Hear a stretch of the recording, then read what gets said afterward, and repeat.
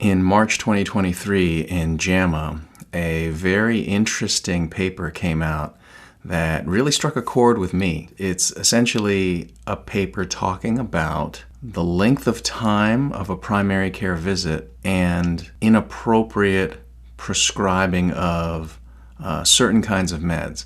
Antibiotics for upper respiratory infections and combining benzodiazepines and opioids together.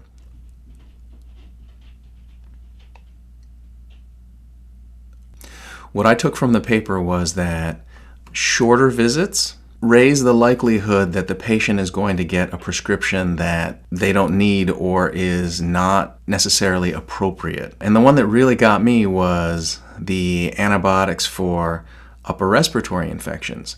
Now, anybody who's ever done primary care knows that patients, they demand antibiotics, oftentimes inappropriately, but a lot of times patients are kind of misinformed.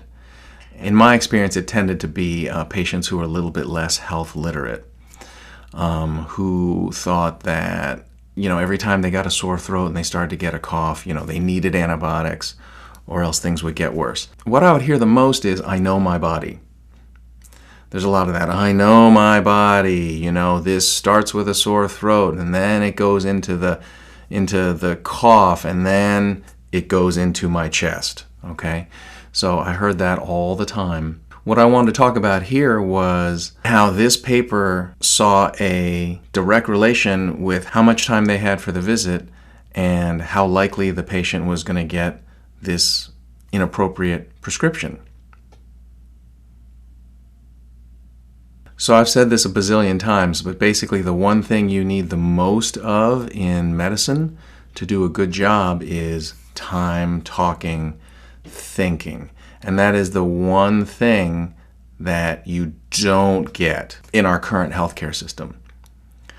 The one thing that would do the patients the best is if the clinician could spend a good amount of time with them, at least in the medicine field, ask questions, discuss, reach a diagnosis, and educate the patient. But that's the one thing you almost certainly won't get paid to do, is talk and think. Our healthcare system is kind of messed up in a lot of ways. And to be very frank with you, it's not better for the patient, but it's definitely easier for us to just give you the antibiotic and then conclude the visit. The patient's happy. You're less likely to get behind. The patient feels like they've gotten the best care. The only party that loses is the patient, but they don't realize that. They think they've gotten the best care, whereas they walk out with a Z-Pack that they didn't need. The point of this video is not to talk about how we should reform the healthcare system and give people more time per visit. That is way bigger than me. I'm not going to pretend I know how to solve that problem. But what I wanted to share was how I would approach these visits and to share a method that's worked really well for me. I typically would not mince words, okay? After I've taken the history and I've examined them, and if it really, to me, appears that it's viral, I would just straight up ask, will you be disappointed if you leave this visit without an antibiotic prescription? And you can tell pretty quickly the patients who are there with the agenda of getting an antibiotic versus the patients who would be willing to maybe trust your opinion. There's a lot of patients who don't trust your opinion. They may not say it. And for me, it was about 50-50. Half the patients would say, if I don't really need it, then no, I don't want it. But half of them would start shaking their heads and they go, oh, no, I know this, I need this. Sometimes they would say, yeah, the Z-Packs don't work for me, or one Z-Pack is not enough for me. I usually need 2 because it usually takes 7 days before this clears up. I need 7 days of antibiotic treatment before this clears up.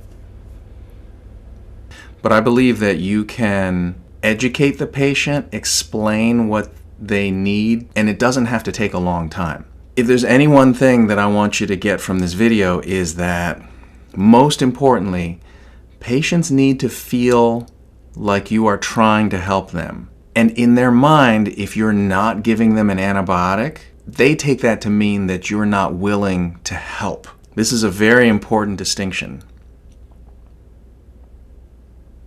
It only takes a few minutes, but you've got to make the patient understand that you are trying to help them and that they don't clinically need an antibiotic. And this goes to my second point. With every clinical encounter, patients feel better if they leave with a prize.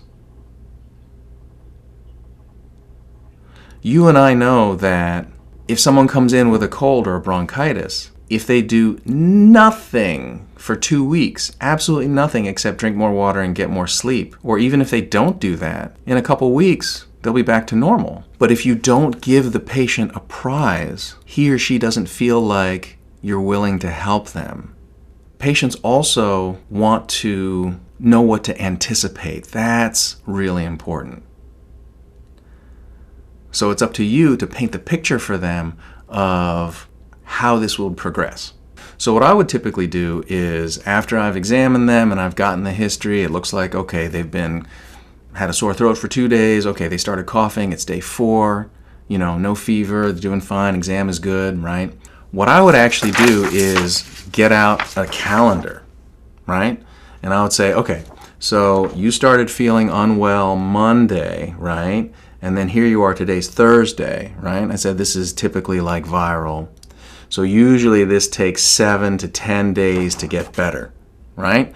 So if they see on the calendar, oh, this is Monday, here we are on Thursday, and I would say, okay, usually you're otherwise young and healthy, okay, about 7 to 10 days, you really should feel like over the weekend you're starting to get a little bit better. By next week, middle of next week, you really should feel like this is leaving you. Once they see on the calendar, oh, I only have a few more days left. Okay, all right, that's fine.